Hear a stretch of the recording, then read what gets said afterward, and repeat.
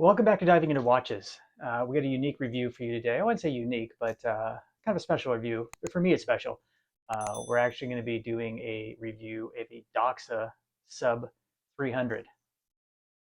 Uh, I was actually able to get my hands on one of these from a good friend at work, coworker who's heavily into watches also, and he wears this a lot. And I was like, man, I'd love to do a review on that. And he said, hey, I'd be more than happy to let you borrow it to do a review. So if I get to do a full review on the Doxa Sub 300, this is a really cool, iconic, in my opinion, underrated watch when you look at the other dive watches out there in the luxury realm, the Rolex, the Omega, the Blancpain, the Doxa area of the original core of those dive watches that really started the dive watch community, not community, but the dive watch influence of watches back in the late 50s, early 60s. Doxa seems to kind of be one of those underrated ones. Like on Instagram, you don't see a lot of posts. I only see one or two guys that post a lot of Doxa watches, and they're usually, and then obviously the Doxa one. And even on Instagram, I don't see a lot of reviews of the Doxa watches, but you see a lot of the Omega, the Seamasters, the Blancpain, the Rolex, the Submariners. And what's funny about that is these watches, they are in this luxury realm now, and they were not luxury back when they were originally created. These were tool watches. They always have been, always will be tool watches.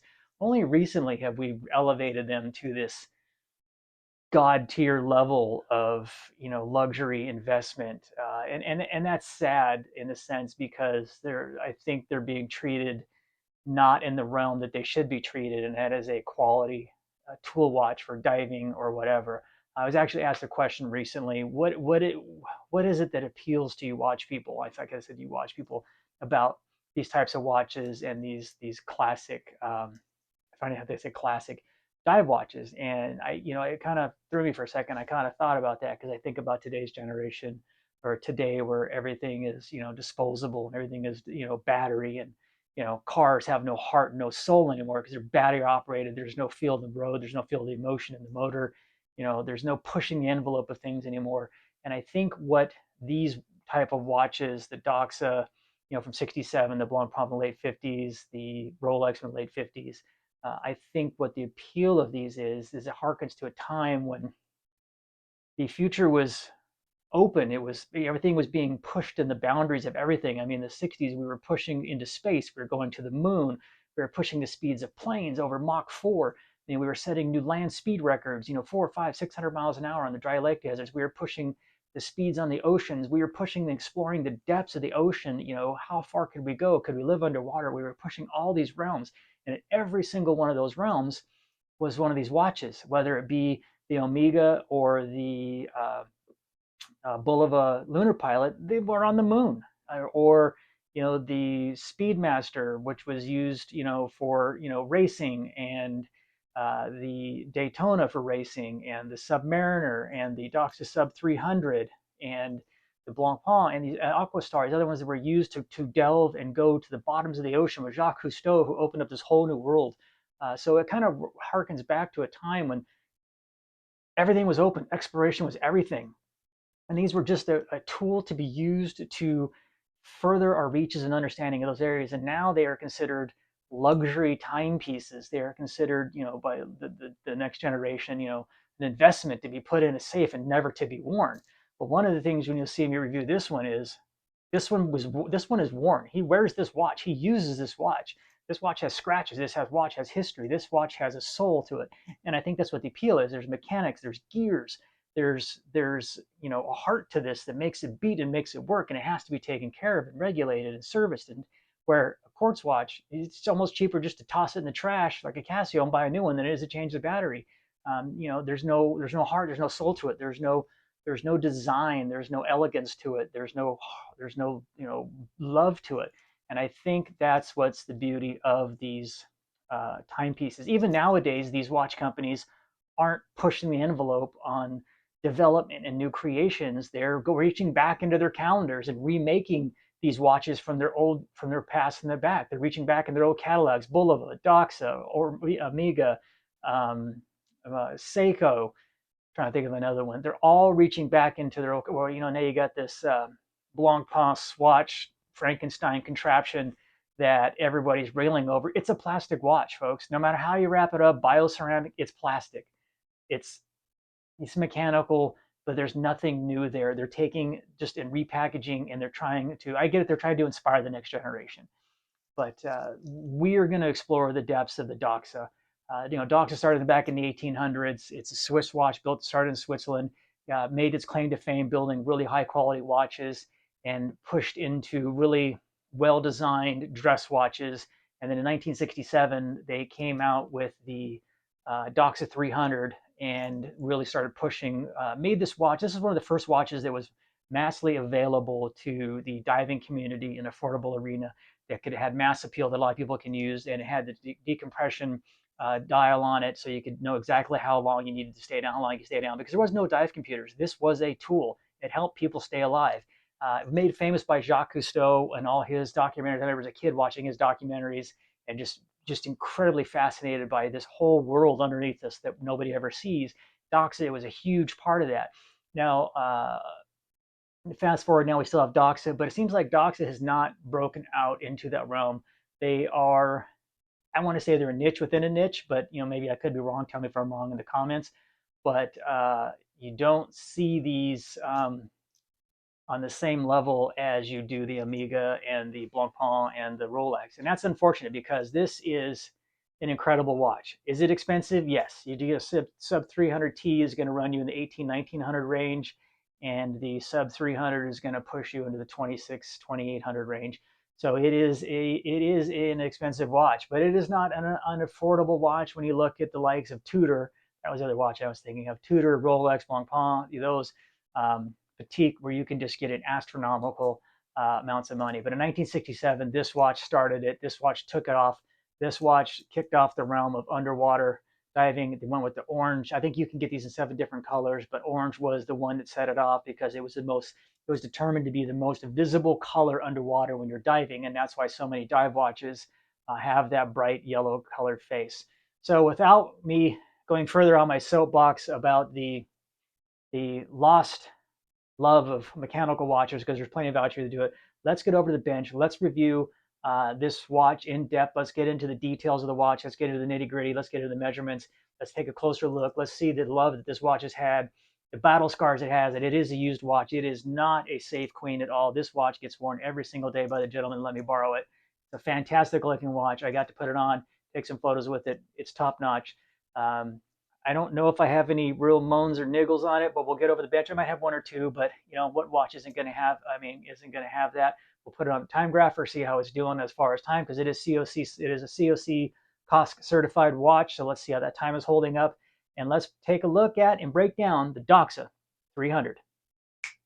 All right, folks, we got the Doxa over here on the bench. As you can see, just absolutely gorgeous, gorgeous watch. I absolutely love the top hat sapphire, the way it sits up above the bezel. And as you bring it around, I'll bring it a little closer, you can see the distortion from the sapphire, how it distorts the bezel. It is sapphire now. They did not do the original acrylic on there, as this is much more durable, much more reliable. You're not going to get all the scratches and dings and nicks in it that you would if it was the old style acrylic one. We'll go over the dimensions here real quick. It is 42.5 millimeters wide. It is 45 millimeters from lug to lug, and it is 20 millimeters lug width, and it is 13.4 millimeters thick. So it is not thin, but it is not overly thick. I think a lot of that height is going to come from this top hat sapphire. Had that been a flat glass sapphire, which I think is on the sub 300T, it would be a lot thinner, but I just like the way that looks. Probably the only gripe I have on that is that being that height, the chance of you whacking it on something and dinging it are a lot higher than if it was flat. It is the orange faced. It is painted or applied. I shouldn't say painted. It is applied indices. The loom is very, very good. We'll get a loom. It has the sword hands. Let me zoom in just a little bit more here. It has the sword hands. The large hand is for the hour. The lower hand is for the, the little hand is for the hour. The large hand is for the minutes. And then you've got the triangle seconds hand. And at the 3 o'clock, you have the date surrounded by the black line. And that's the only one that has, and it has actually a little pip next to the date that is loomed also. You have 120 click bezel that feels very, very solid. QC lines up right there at the top, just like it's supposed to. Absolutely perfect. Can't complain there. I can't tell if this, sorry if I bumped the camera. I can't tell if the fish symbol of the Doxa fish symbol in here was originally orange. It looks like there was orange in there and it might have just been worn off. I'll have to find that out and let you know. It is a screw down. It is a screw down case back with the Doxa boat symbol on the back. Screw down crown has nice knurling on it. Very easy to grasp. It is recessed in a little bit to provide some protection from the outer casing going out kind of around. One of the comments my wife said is, "Wow, the case really is kind of large in the dialless face." And I had explained to her that that's because the depth rating that this one can go to, you have to build that case beefy and beef up that crown to keep it that way. That's why the watch is a little bit smaller. The sub 300 means it's 300 meters water resistance, which is 990 feet. Not that you're ever going to be free diving that deep, but just know that that watch can go that deep. It is a nice case. The case is brushed all around the sides. The bezel is polished. The sides are polished. It has nice chamfering on the sides. The back is polished, and the case back is polished also. It is a beads of rice. Let me zoom out a tad here. It is a beads of rice bracelet. You can get this on a rubber strap if you want. I think without the rubber with the rubber strap, I think it's a couple $100 less. I just think it looks really good on the beads of rice. It has that classic 1967 feel almost exactly to it. That is very, very tight. I've had it on. We will get some wrist shots here.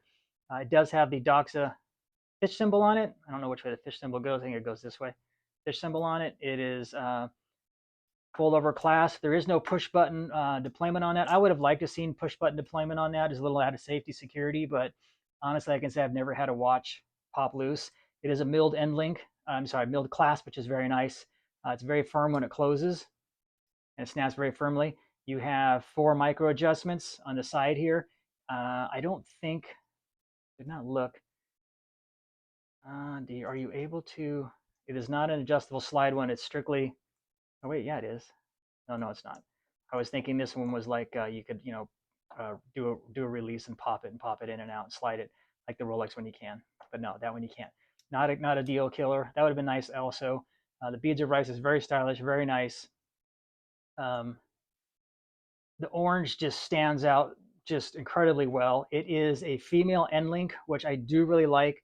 So if you have a smaller wrist like mine, the female end links is really going to let that fold down nicely over your wrist and not make it stand out. Versus if it was a male end link, these would probably be locked out more and not go as far. So you could have a chance where the watch is going to have some rounding on the corners of your arm. Incredible looking. Let's go ahead and take a look at it on the wrist. See how it looks. Quick watch check. I thought it was proper to have my Bulova Devil Diver oceanographer on, considering we're looking at the Doxa. Behind the Doxa, this is probably the next just killer watch. It's obviously a step down from the Doxa, but the Bulova Devil Diver is just right in line. You can just see. I mean, just look at that. Look at that gorgeous pair. I mean, how much nicer does it get than that? I mean, just incredible.